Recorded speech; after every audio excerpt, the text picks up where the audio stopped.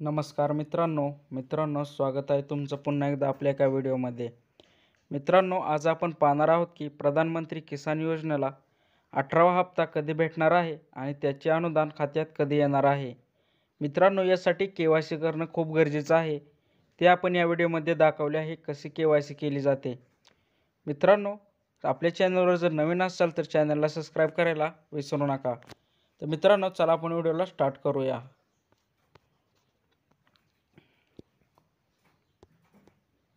मित्रांनो, आज आपण सर्व शेतकरी बांधवांसाठी एक महत्त्वाची माहिती घेऊन आलेलो आहोत। PM किसान योजनेअंतर्गत शेतकऱ्यांना मिळणारा 18व्या हप्त्याबाबत मोठी बातमी आहे। म्हणजेच दुपारी 12 वाजल्यापासून या योजनेचा हप्ता शेतकऱ्यांच्या बँक खात्यात थेट जमा होण्यास सुरुवात होईल। या योजनेतून फक्त काही ठराविक शेतकऱ्यांनाच हा लाभ मिळणार आहे। तर या यादीत आपलं नाव आहे का याची तपासणी करणे महत्त्वाचे आहे। याशिवाय नवीन शेतकरी योजनांबाबतही आपण माहिती घेणार आहोत। मित्रांनो, शेतकऱ्यांची यादी, बँक खात्याची स्थिती आणि KYC अपडेटची महत्त्वाची माहिती। PM किसान योजनेतील 18वा हप्ता आजपासून शेतकऱ्यांच्या बँक खात्यात जमा होण्यास सुरुवात झाली आहे। या हप्त्यात फक्त पात्र शेतकऱ्यांनाच लाभ मिळणार आहे। पात्र शेतकऱ्यांची यादी आज जाहीर करण्यात आली आहे। मित्रांनो, जर तुम्हाला तुमचे नाव या यादीत चेक करायचे असेल तर या व्हिडिओमध्ये तुम्हाला सर्व माहिती मिळेल। मित्रांनो, या प्रक्रियेसाठी सर्वप्रथम तुमचा ब्राउझर उघडा। यासाठी कोणताही ब्राउझर चालेल। यादीत नाव चेक केल्यानंतर तुमच्या बँक खात्यात पैसे जमा होणार की नाही हे देखील तपासा। मित्रांनो, आता नवीन शेतकरी योजना सुरू झाली आहे, ज्यामध्ये लाडका शेतकरी योजना समाविष्ट आहे। जर तुम्हाला या योजनेचा लाभ घ्यायचा असेल तर फॉर्म कसा भरायचा हे तपासा।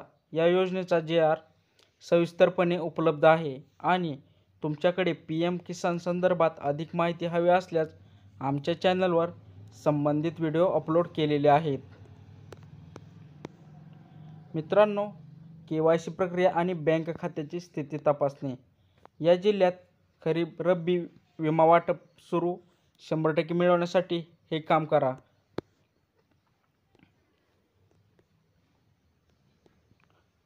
मित्रांनो, बऱ्याच शेतकऱ्यांची KYC प्रक्रिया पूर्ण झाली नाही, त्यामुळे ते अपात्र ठरले आहेत। जर तुमची KYC बाकी असेल तर ऑगस्ट महिन्याच्या समाप्तीपूर्वी ती पूर्ण करणे आवश्यक आहे। KYC करण्यासाठी तुम्ही जवळच्या CC सेंटरवर जाऊन बायोमेट्रिक थ्रू प्रक्रिया पूर्ण करू शकता। तुमच्या बँक पासबुकचे इनॅक्टिव्हही तपासून घ्या, कारण अनेक शेतकऱ्यांचे बँक पासबुक इनॅक्टिव्ह झाल्यामुळे त्यांना हप्ता मिळणार नाही। मित्रांनो, जर तुमचे आधार कार्ड खात्याशी लिंक नसेल तर ते लवकरात लवकर लिंक करून घ्या। घरबसल्या देखील तुम्ही आधार कार्ड प्रक्रिया पूर्ण करू शकता। बँकेच्या कोणत्याही समस्या असल्यास त्यावर व्हिडिओसुद्धा उपलब्ध आहेत। त्याचबरोबर नवीन नोंदणीसाठी सुद्धा माहिती देण्यात आलेली आहे। जर तुमचे नाव यादीतून वगळले गेले असेल तर फ्रेश नोंदणीसाठीही मार्गदर्शन मिळेल। मित्रांनो, शेतकऱ्यांसाठी कोणते पावले उचलले आहेत ते आपण पाहून घेऊया। नाशिक जिल्ह्यातील 6 लाख शेतकऱ्यांना मिळणार 853 कोटी रुपये, ही अशी कृषी मंत्र्यांची मोठी घोषणा केली आहे। जर तुम्हाला PM किसान योजनेचा लाभ मिळत नसेल तर लवकरात लवकर तुमच्या कागदपत्राची पूर्तता करून घ्या। मोबाईल नंबर बदलायचा असल्यास मोबाईल नंबर बदलण्याची सुविधा देखील उपलब्ध आहे। अनेक शेतकऱ्यांनी नवीन नोंदणी केली असली तरी त्यांचा फॉर्म अद्याप अपलोड झालेला नाही, त्यामुळे ते कसे चेक करावे हे तपासा।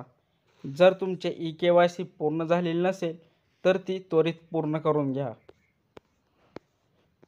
मित्रांनो, PM किसान योजनेचा लाभ आणि KYC प्रक्रिया काय आहे हे आपण जाणून घेऊया। बऱ्याच शेतकऱ्यांना PM किसान योजनेचा लाभ मिळत असताना काही शेतकऱ्यांना अपात्र ठरवण्यात आले आहे। यामध्ये त्यांची नावे यादीतून वगळली गेली आहे। जर तुमचे नाव यादीतून वगळले गेले असेल तर तुमचे फॉर्म भरल्यानंतर KYC प्रक्रिया पूर्ण करणे आवश्यक आहे। KYC पूर्ण झाल्यानंतरच 18व्या हप्त्याचे पैसे DBTच्या माध्यमातून तुमच्या बँक खात्यात जमा होतील. मित्रांनो, आता आपण पाहू KYC पूर्ण झाले आहे की नाही ते कसे चेक करायचे. मित्रांनो, सर्वात प्रथम तुम्ही क्रोम ब्राउझरमध्ये यायचं आहे.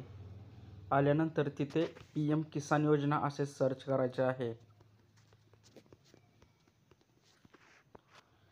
सर्च केल्यानंतर मित्रांनो, पहिल्याच नंबरला तुम्हाला PM किसान योजनेची वेबसाईट ओपन होऊन जाईल.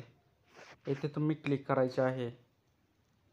मित्रांनो, क्लिक केल्यानंतर येथे तुम्हाला KYC असे ऑप्शन दिसत आहे.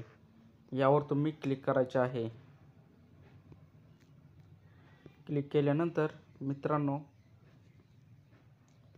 येथे तुमचा आधार नंबर टाकायचा आहे. यावर आधार नंबर टाकल्यानंतर सर्चवर क्लिक करायचे आहे.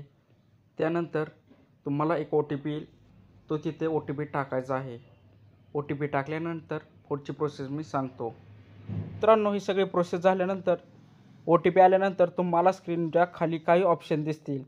त्यामध्ये तुमच्या राज्याचे नाव निवडा, नंतर तालुका आणि नंतर गावाचे नाव निवडा. नंतर गेट रिपोर्ट या ऑप्शनवर क्लिक केल्यानंतर शेतकऱ्यांची यादी दिसेल. यादीमध्ये तुमचे नाव आहे का नाही ते तपासा. जर तुमचे नाव यादीत नसेल तर ते लवकरात लवकर तुमचे आधार कार्ड बँक खात्याशी लिंक करा. मित्रांनो, कसा वाटला आजचा व्हिडिओ कमेंटद्वारे नक्की सांगा. जर आपल्या चॅनलवर नवीन असाल तर चॅनलला सबस्क्राईब करायला विसरू नका. तसेच मित्रांनो, या व्हिडिओला लाईक आणि शेअर नक्की करा. मित्रांनो, भेटू आपण पुढच्या व्हिडिओमध्ये. धन्यवाद.